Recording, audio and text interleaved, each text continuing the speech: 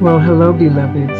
I pray that you are as ready to receive as I am ready to share this verse with you today. And it's coming from Psalm 27 and the 13th verse. And it reads, I had fainted unless I had believed to see the goodness of the Lord in the land of the living. This Psalm of David is at the conclusion where he makes the statement about how he felt, what would have happened to him if he had not believed to see the goodness of the Lord. The Psalm actually opens up. He says, the Lord is my light and my salvation. Whom shall I fear?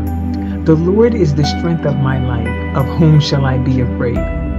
Now, you know what? It's almost a rhetorical, but he's asking himself now when he sees the victory, now that he's experiencing after all of the hardship, after all of the struggle, after all of the burden and weight that was on him, when he was in such a place of despair, when things looked so dark, and for so long when he is on the run, when, you know, he's facing all these things, he's facing slander from his enemies, he's being lied on, he's being chased, he's being pursued, he couldn't be with his family, he couldn't go to the house of God, he couldn't seek, you know, the Lord as he would worship normally, but he had to do it when he, in his own alone time, he had to seek God.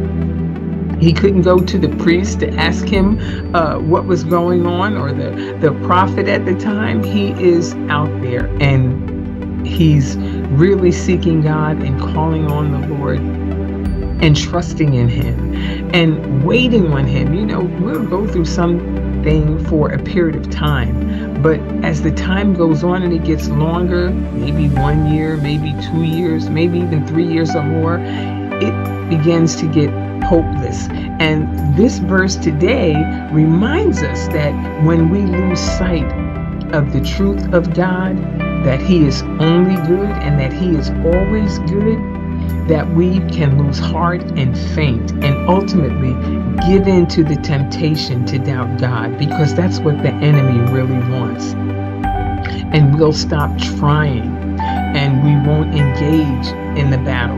And the battle is always spiritual, and it manifests itself in a physical way, but the battle starts on the inside.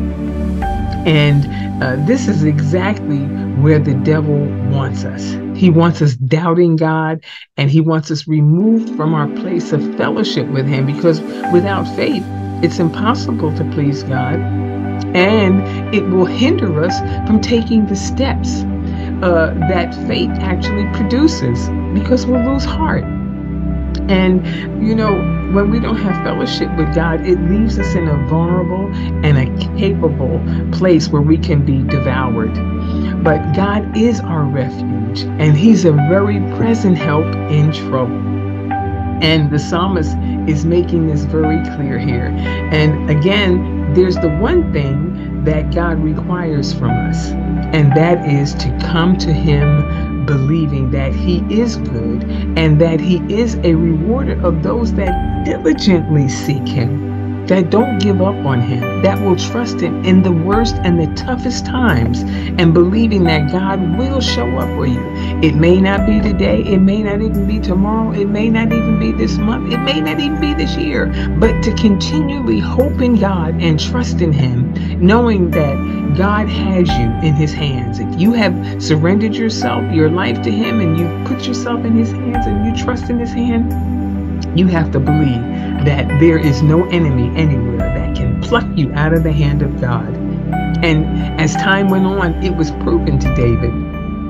Though he cried unto the Lord and he prayed unto the Lord, and he would listen for God's direction and for God to strengthen him in his spirit, which was happening, and David, to give David the hope to keep on running until God delivered him to do what he knew was right before God, and to trust in him. And so in all of his circumstances. And so, you know what we have to say, even to ourselves, let's not allow the circumstances of life to define who God is for us and to us. But let us be one of those who chooses to believe He is good and that He is at work on our behalf, no matter what it looks like, and that He is our very present help in the time of need.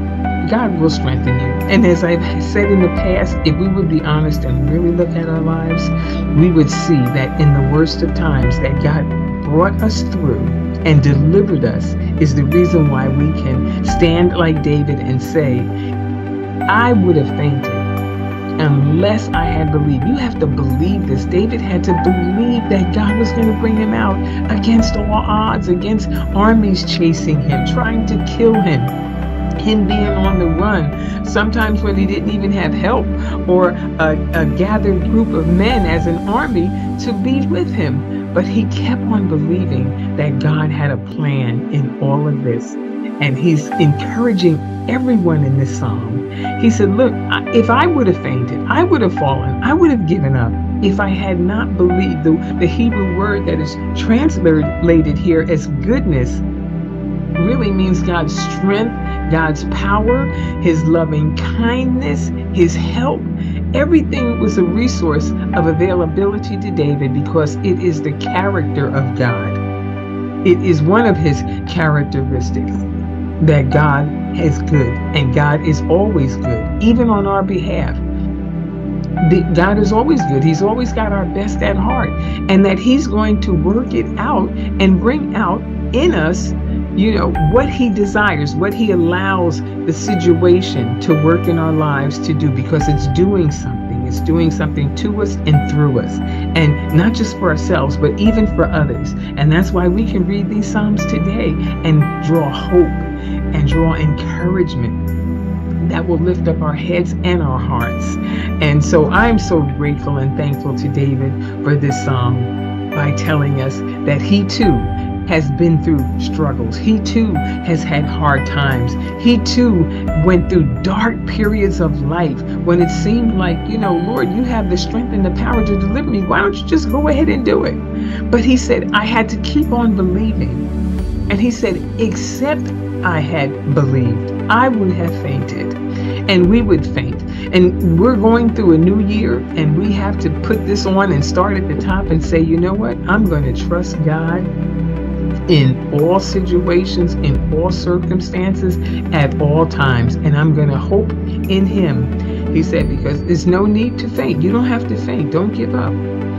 Let's know that God is working a plan out in our lives, and trust Him. And that is what will take us through life, because things happen in life, situations come, not even at our own hands oftentimes, but even at the hands of others. But you know what? If God permitted it, He has a plan for it. And so let's be like David and put our faith, our hope, and our trust in Him. And then we too can say at the end and encourage others and say, listen, I would have fainted. I would have given up. That's our great testimony. If I had not believed to see the goodness of the Lord, to see the power of God work in the land of the living. I'm not going to have to wait to die to see this. I'm going to see this right here in the land of the living, before, when it's all said and done, before it's over. God is going to show His hand, and He's going to show Himself strong. And that's why He even ends the psalm. Listen at what He says. He says, wait on the Lord and be of good courage, and He will strengthen thine heart. And He says it again, wait, I say, on the Lord. Ooh, what encouragement. What a great word for Him to give to us, that we can read this over and over when we go through a situation, to have this word tucked away in our hearts. That will strengthen us to seek God and to do the will of God no matter what. And so I pray that this verse is another one that you add to the many other verses that will keep you, that you can draw on and go back to and recite to yourself over and over. When the enemy tries to come in like a flood, it'll be the standard of the word that'll be lifted up in you that will refute what the enemy say. So I pray that you will be blessed abundantly, not only today, but throughout this year. God bless you.